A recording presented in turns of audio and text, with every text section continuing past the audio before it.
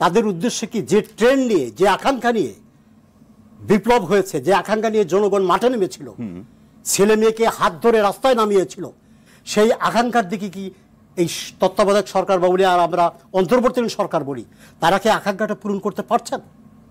আপনি রাস্তায় যান, মানুষের সাথে কথা বলেন, তাদের পালসটা বোঝার চেষ্টা করেন, তারা কি হ্যাপি? যে আকাঙ্ক্ষা নিয়ে বিপ্লব ঘটিয়েছে, শহীদ হয়েছে, সেই আকাঙ্ক্ষাকে আমরা গত 6 মাসে পূরণ করতে পেরেছি? পারছি কি পারছি না সেই আলোচনাটি আপনি সার্বভৌম ঐক্যমত্যের সামনে রেখে সরকারের পক্ষ থেকে যে আজকে আয়োজন, তার সেখানে আলোচনা শেষ করে সরকারের সম্মানিত প্রধান উপদেষ্টা তিনিও বক্তব্য রেখেছেন, রাজনৈতিক দলগুলো এই সভা শেষ করে যার যার অবস্থান থেকে কথা বলেছেন। মনে হচ্ছে যে এখনো যে যার মতো করে হাঁটছে। অনেকগুলো বিষয় আসলে সবকিছু মিলিয়ে রাজনৈতিক যে দলগুলো আছে, এদের প্রতিটা রাজনৈতিক দলের কিন্তু নিজস্ব স্ট্র্যাটেজি আছে, নিজস্ব পলিসি আছে, নিজস্ব নীতি আছে। জি, তারা তাদের প্রত্যেকে নিজস্ব জায়গা থেকে কথা বলবে, সেটাই স্বাভাবিক। যে সংস্কার বলেন, গণ অভ্যুত্থান বলেন, বিপ্লব বলেন, ক্রেডিট নেওয়া বা না নেওয়ার বিষয়ে যে বিষয়গুলো উঠে আসছে, এটা আমি মনে করি যে এই সময়ের বাস্তব আলোচনা আসতেই পারে। এই আলোচনাগুলো আলোচনা আসবে, কথা আসবে, তর্ক হবে, বিতর্ক হবে, এটাকে আমি নেগেটিভ কোনো সেন্সে দেখি না। প্রশ্নটা হচ্ছে যে এখন বাংলাদেশের কি করা উচিত। বাংলাদেশ বলতে আমরা যেটা মনে করি, এখন বর্তমান যে সরকার আছে, যে অভিভাবক আছে বাংলাদেশের, সেই জায়গাটা থেকে কোন দিকে যাওয়া উচিত, কি করা উচিত। আজকে যে নতুন একটা অধ্যায় শুরু হয়েছে বলে আমাদের প্রধান উপদেষ্টা বলেছেন 6 মাস পরে, এটা আজকে একটা ইন্ট্রোডাকশন ছিল, সম্ভবত ইন্ডাকশনের মতো সবার সাথে কথা বলা হয়েছে যে আমরা স্টার্ট করলাম আজকে। আমার যে কনসার্নের জায়গাটা, যেটা যে সাইফুল ভাই বলেন, মনোহর ভাই যেটা বললেন যে সংস্কার করতে হবে, কোন সংস্কার, কিভাবে, পিক এন্ড চুজটা কিভাবে হচ্ছে। হ্যাঁ, আমার কথা হচ্ছে যে আপনারা শুরু করেন না, যে যে সংস্কার মনে করছেন শুরু করেন। ইটস নট লাইক দ্যাট যে সংস্কার। সরকার তো বলছে রাজনৈতিক দলগুলোর সাথে আলোচনা করে যে সংস্কারের খাতগুলো বা ধরনগুলো নির্ধারিত হবে সেই কাজগুলোই তারা করবেন। ভেরি ফাইন, ভেরি ফাইন, এবং সেটাই যুক্তিযুক্ত হবে বলে আমি মনে করি। কারণ হচ্ছে যে আপনার সামনে যে কাজটি আছে, সেই কাজটি আপনি কিভাবে করবেন সেটা আপনার একটা প্ল্যানিং লাগবে, আপনাকে চক আউট করতে হবে। আপনি প্ল্যানিং মধ্যে আগাবেন, কিন্তু আপনি হ্যাফাজার্টলি আগালে কিন্তু কোনো কাজই আপনি করতে পারবেন না। আপনি যদি মনে করেন যে সামনে আমরা নির্বাচন করব, সো আপনাকে সেইভাবে আগাতে হবে। নির্বাচনমুখী আপনার সংস্কার, আপনি সব সংস্কারই হাতে দেন। আপনারা যেটা জুলাই চার্টারের কথা বলছেন, এটাও গুড ইনিশিয়েটিভ বলে আমি মনে করি। সো আপনারা সেটাকে টাইম টু টাইম জিনিসগুলোকে সেগমেন্টেড করে, স্পেসিফিক করে মানুষের সামনে নিয়ে আসে। আবার এটা তো আমরা দেখছি অ্যাডভোকেট ফারজানা শারমিন পুতুলাপা, সেটি হচ্ছে যে জুলাই এই গণঅভ্যুত্থানের ঘোষণাপত্র কিংবা জাতীয় সরকার গঠনের এই প্রসঙ্গগুলোতে এই আলোচনা খুব স্পষ্ট করে রাজনীতির মাঠে আছে যে বিএনপির কারণে এই উদ্যোগগুলো সফল হলো না। সেটা রাজনীতির মাঠে কথা থাকলে তো কথাটা সত্য হয়ে গেল না। বিএনপি বাংলাদেশ শিক্ষার্থীদের দুটি প্ল্যাটফর্ম থেকে তারাও প্রতিনিয়ত অভিযোগ করছে। আগামী নির্বাচন এবং সংস্কারের প্রেক্ষাপটে যে প্রসঙ্গগুলোতে সংস্কার হবে, ঘুরে ফিরে হয়তো একই প্রশ্ন করছি, মানে বোঝার প্রেক্ষাপটে, বোঝার স্বার্থে, সেটি হচ্ছে একটা ন্যূনতম সমঝোতা না হলে সেই প্রশ্ন তো থেকেই যাবে। ন্যূনতম সমঝোতা অবশ্যই হবে, এবং ন্যূনতম সমঝোতা আসবে রাজনৈতিক দলগুলো নিজেদের স্বার্থেই আসবে। এবং সেখানে কি স্বার্থে আসবে, যখন ক্ষমতার ভাগবটরা কে কতটুকু পাবে এটা যখন নিশ্চিত হবে তখন একমত হবে। না, আই ডোন্ট থিংক সো। এতটা নেগেটিভলি দেখার কোনো জায়গা আছে বলে আমি মনে করি না। অতীতের প্রেক্ষাপটে বলছি। অতীতের প্রেক্ষাপট ধরতে গেলে আপনি যদি সেটা নিয়ে বসে থাকেন, তাহলে আপনার অতীত নিয়ে কপচাতে হবে। আপনাকে সামনের দিকে তাকাতে হবে, what we want right now. BNP কি চিন্তা করছে, বিএনপি কি দেখছে, বিএনপির ভিশন খুব স্পষ্ট। বিএনপি নিজে যেটা বলছে, বিএনপি জনগণকে সেটা দেখাচ্ছে। বিএনপি 31 দফা কিন্তু দেখিয়ে দিয়েছে বিএনপির ভিশনটা কি, সেটা মানুষের কাছে কিন্তু 31 দফার মধ্যে গণঅভ্যুত্থানের কোনো দফা নাই। 31 দফা তো বহু আগে এসেছে। না, এরপরে তো আপনারা সেখানে পর্যায়ে গণসংযোগ করছেন, আপনারা তো বলছেন যে পরিস্থিতির প্রেক্ষাপটে অস্বীকার করছি না।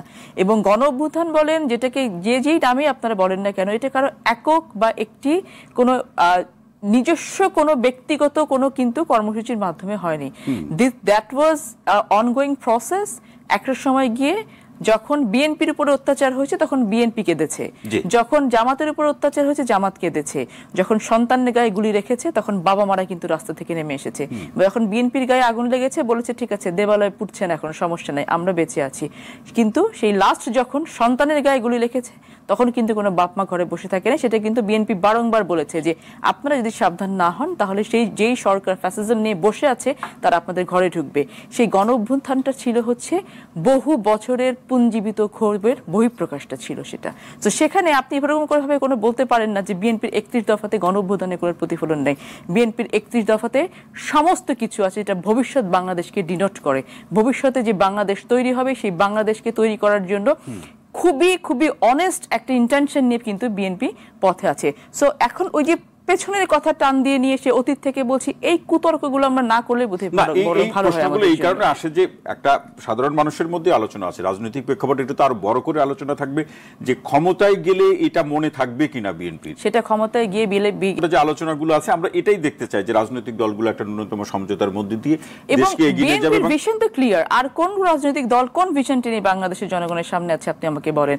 কেউ কোনো ভিশন দিয়েছে, কেউ কোনো এজেন্ডা দিয়েছে, তারা বাংলাদেশকে নিয়ে কি করতে চায়, বাংলাদেশের কোন সেক্টরকে নিয়ে কি করতে চায়, কোন ধরনের কোন মতামত, কোন ধরনের কোন এজেন্ডা কি বাংলাদেশের মানুষের সামনে? অন্যান্য রাজনৈতিক দলগুলো প্রধান উপদেষ্টার সাথে যখন দেখা হচ্ছে তারা প্রত্যেকেই সেই লিখিত একটা ডকুমেন্টস অথবা তথ্য উপহার দিয়েছে। সেটা হয়তো দিতে পারে, কিন্তু জনগণের সামনে তো কোনো কিছু নেই। সেই জায়গাটা থেকে বিএনপিকে শুধুমাত্র দোষারোপ করার জায়গাটা থেকে সরে আসা, আমরা দোষারোপের জায়গা কিন্তু না পুতুলাপা, আমরা অ্যাপ্রিসিয়েশনের জায়গাটা করা উচিত। অতীত এই অর্থ আবার বলছি, বিএনপি যে ক্ষমতায় ছিল সেই প্রেক্ষাপটগুলো সামনে রেখে সামনের দিনগুলোতে আরো বেশি প্রত্যাশা, সেই জায়গা থেকে এবং সেই প্রত্যাশাটাকে মিট আপ করার জন্য বিএনপি অত্যন্ত আন্তরিকভাবে সচেষ্ট আছে, সেটা আমি আপনাকে বলতে পারি। সচেষ্ট আছে, আমরা চাই তার প্রেক্ষাপটে ভারতের সাথে সম্পর্ক, মোদির সাথে ট্রাম্পের বৈঠক, এগুলো নাকি আমাদের এই জুজুর ভয়ে পাওয়ার কি আর সময় আর আছে? না, এখানে ভয় পাওয়ার কিছু নেই। আমি অবাক হই যে এটা আমার কাছে মনে হয় যে আমাদের রাজনৈতিক ক্ষেত্রে এবং সরকারের ক্ষেত্রে এবং দেশের জনগণে বিশেষ করে সামাজিক মাধ্যমে অতি চর্চা হচ্ছে। এই বিষয়গুলো এত চর্চার কিছু নেই। ট্রাম্পের সাথে মোদি বৈঠক করবে, সেটা ওদের দুই দেশের বিষয়। হ্যাঁ, এটা বাংলাদেশের কিছু আসে যায় না। মানে আমাকে যদি বলেন এটা নিয়ে একটা অনুবাদ কি হবে সেটা নিয়ে সরকারের উপদেষ্টা স্ট্যাটাস দিতে যায়, এটা মানে আপনার প্রত্যেকটারই একটা লেটেন্ট এবং ম্যানিফেস্ট মিনিং থাকে। যেমন আপনি বলছেন যে প্রতিটা অঙ্গ থেকেই কিছু তটস্থ ভাব আছে। আমার কাছে মনে হয় যে ভেরি কনসার্ন, কেন এটা সুসম্পর্ক মানে 50-50, দুদেশেই কেউ কাউকে ছাড় দিবে না। এটা শুধু ভারতের সাথে না, এটা আমেরিকার সাথে, এটা আমার নেপালের সাথে, যে দেশের সাথে হোক, আমি কাউকে অস্বীকার করছি না।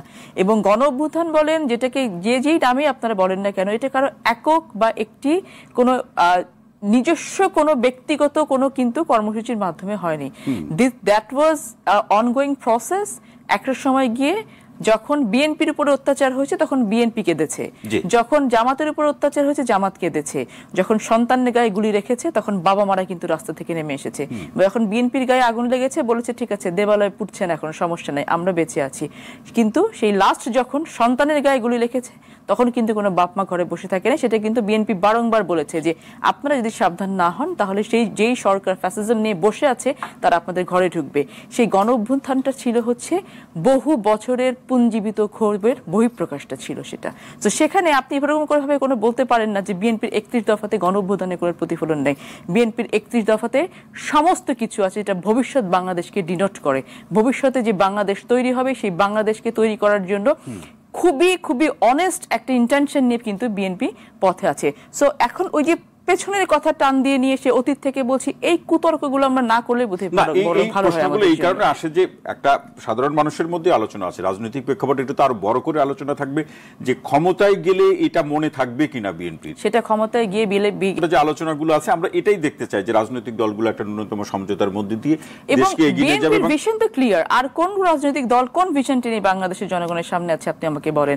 কেউ কোনো ভিশন দিয়েছে, কেউ কোনো এজেন্ডা দিয়েছে, তারা বাংলাদেশকে নিয়ে কি করতে চায়, বাংলাদেশের কোন সেক্টরকে নিয়ে কি করতে চায়, কোন ধরনের কোন মতামত, কোন ধরনের কোন এজেন্ডা কি বাংলাদেশের মানুষের সামনে? অন্যান্য রাজনৈতিক দলগুলো প্রধান উপদেষ্টার সাথে যখন দেখা হচ্ছে তারা প্রত্যেকেই সেই লিখিত একটা ডকুমেন্টস অথবা তথ্য উপহার দিয়েছে। সেটা হয়তো দিতে পারে, কিন্তু জনগণের সামনে তো কোনো কিছু নেই।